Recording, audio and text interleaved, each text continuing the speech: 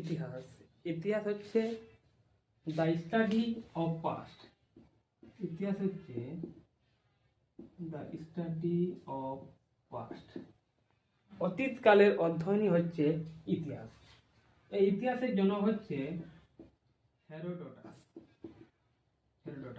হেরোডোটাসের লেখা বইয়ের নাম হচ্ছে হিস্টোরিকা। এই হেরোডোটাস ছিলেন মৌর্য সাম্রাজ্যের সমকালীন। মৌর্য সাম্রাজ্যের সমকালীন।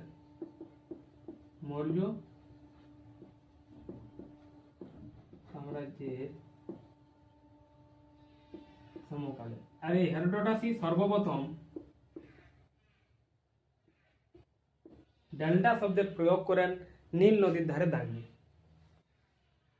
আমরা যদি এই ইতিহাসকে প্রমাণের আধারে ভাগ করি তাহলে তিন ভাগে আমরা ভাগ করতে পারি।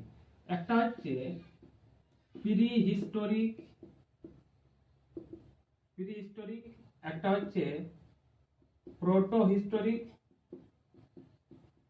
আর একটা হচ্ছে হিস্টোরিক।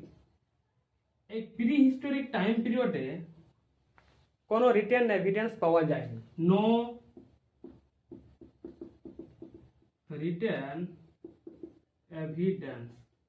এই প্রোটো হিস্ট্রিতে রিটেন এভিডেন্স পাওয়া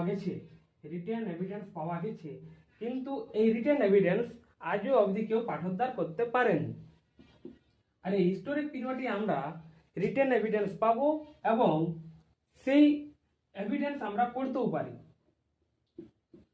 যেমন এখানে পাবো অশোকের শিলালিপি, পাবো অশোকের কান্ধার শিলালিপি, প্রসিদ্ধ একটা শিলালিপি, এবং বিভিন্ন ধরনের শিলালিপি আমরা পাবো। এই প্রি হিস্টোরিক পিরিয়ড এর যে সময়কালটা সেটা একটা অনেক বড় সময় ছিল। তার জন্য এই প্রি হিস্টোরিককে আরো তিন ভাগে ভাগ করা হয়েছে। একটা হচ্ছে লোয়ার প্যালিওলিথিক পিরিয়ড, এটাকে বলা হচ্ছে স্টোন এজ। প্রি হিস্টোরিককে বলা হচ্ছে স্টোন এজ। এই স্টোন এজকে তিন ভাগে ভাগ করা হচ্ছে।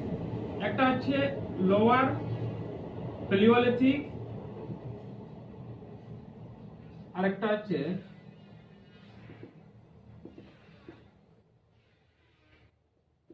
মিডিল প্যালিওলিথিক, আরেকটা হচ্ছে আপার প্যালিওলিথিক।